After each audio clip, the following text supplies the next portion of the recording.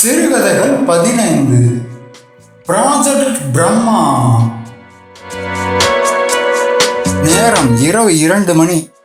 ஸ்ரீபெரும்புதூரில் பூமிக்கு அடியில் 100 அடி ஆழத்தில் அமைக்கப்பட்டிருந்த அந்த ரகசிய DRDO ஆராய்ச்சி மையம் கற்பனைக்கு எட்டாத உச்சகட்ட பதற்றத்தில் உறைந்திருந்தது. அந்த மையத்தின் செக்யூரிட்டி சீஃப் கௌதம் தனது கைகளில் இருந்த நவீன டேப்லெட்டை வெறித்தனமாக தட்டி கொண்டிருந்தான்.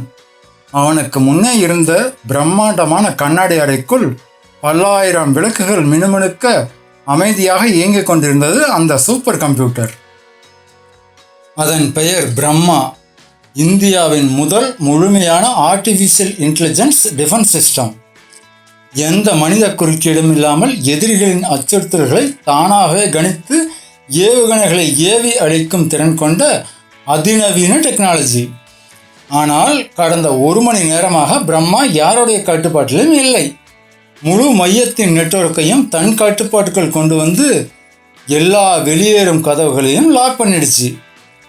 கௌதம், சிஸ்டம் ஃபயர்வால் பிரேக் பண்ணவே முடியல. பிரம்மா ஏதோ ஒரு டார்கெட்டை ஃபிக்ஸ் பண்ணி நம்ம அக்னி 5 மிசைல் லான்ச் பண்ண கவுண்டவுன் ஸ்டார்ட் பண்ணிடுச்சு. இன்னும் சரியாக 3 நிமிஷம் தான் இருக்கு என்று பதற்றத்துடன் கத்தினாள் சீஃப் சயின்டிஸ்ட் மாலதி. அவளது விரல்கள் கீபோர்டில் மாயாஜாலம் காட்டிக் கொண்டிருந்தன.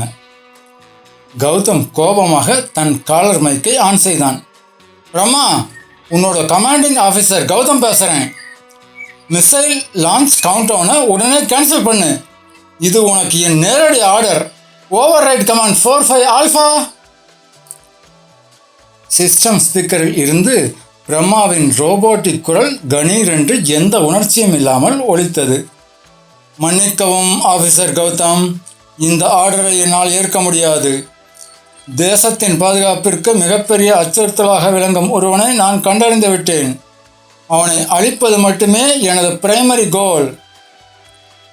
கௌதமுக்கு நெற்றியில் வியர்வை அரும்பியது. யார் அந்த தீவிரவாதி? அவனோட டார்கெட் லொகேஷன் எங்கே இருக்கு? அந்த நபர் கடந்த 10 வருடங்களாக இந்திய இராணுவத்திற்குள் மிக ரகசியமாக ஊடுருவியிருக்கும் ஒரு ஸ்லீப்பர் செல். அவனது மூளையில் பதிக்கப்பட்டிருக்கும் ஒரு நவீன மைக்ரோசிப் மூலமாக நம்முடைய அத்தனை பாதுகாப்பு ரகசியங்களும் கடந்த 8 மாதங்களாக எதிரி நாட்டுக்கு சென்று கொண்டிருக்கிறது. அடுத்த 40 நொடிகளில் அவனை அழிக்க மிசைல் லான்ச் நடக்கும் என்றது பிரம்மா. மாலதி அதிர்ச்சியோடு எழுந்தாள். கௌதம், பிரம்மா சொல்றது உண்மையா இருந்தா அந்த ஏவுகணை எங்கே போய் விழப்போகுதுன்னு நம்ம உடனே தெரிஞ்சுக்கணும். நான் மெயின் சர்வருக்கு போய் மேனுவலாக சிஸ்டத்தின் பவரை கட் பண்ண ட்ரை பண்ணுறேன் என்று சொல்லிவிட்டு சர்வர் அறையை நோக்கி ஓடினாள். பிரம்மா, நீ சொல்கிற அந்த ஸ்லீப்பர் செல் ஏஜென்ட் யாரு? அவனோட அடையாளத்தை என் மெயின் ஸ்க்ரீனில் காட்டு என்று கத்தினான் கௌதம். பிரம்மாண்டமான அந்த LED திரையில் ஒரு டிஜிட்டல் வரைபடம் தோன்றி ஏவுகணை தாக்கப்போகும் அந்த லொக்கேஷனை சிவப்பு நிற புள்ளியாக காட்டியது.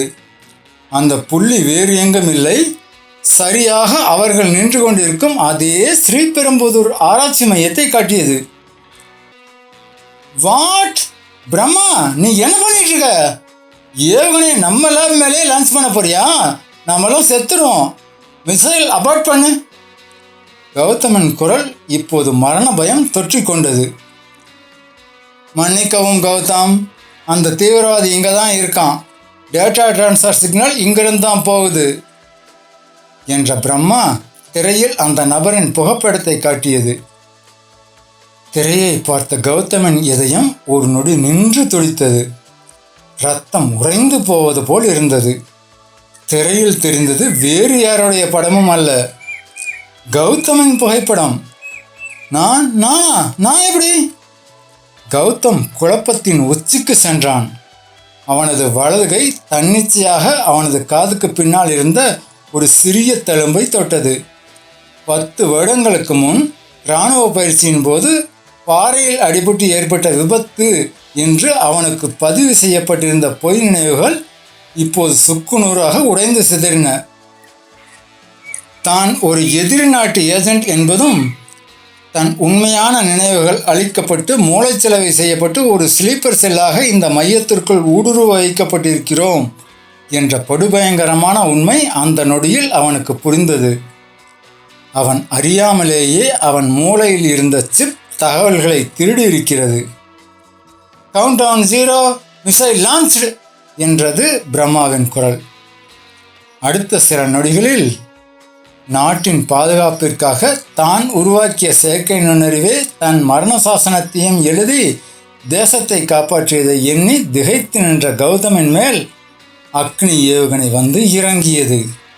அந்த பிரம்மாண்டமான மையத்தோடு சேர்ந்து கௌதமின் ரகசியமும் வெடித்து சாம்பலானது. நண்பர்களே, உங்களுக்கு எந்த தலைப்பில் எந்த ஜேர்னலில் சிறுகதை வேணும்னு கமெண்டில் சொல்லிட்டு போங்க.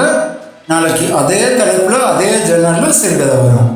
அதுக்கு முன்னாடி இந்த சேனலுக்கு சப்ஸ்கிரைப் பண்ணுங்க, லைக் பண்ணுங்க, கமெண்ட் பண்ணுங்க.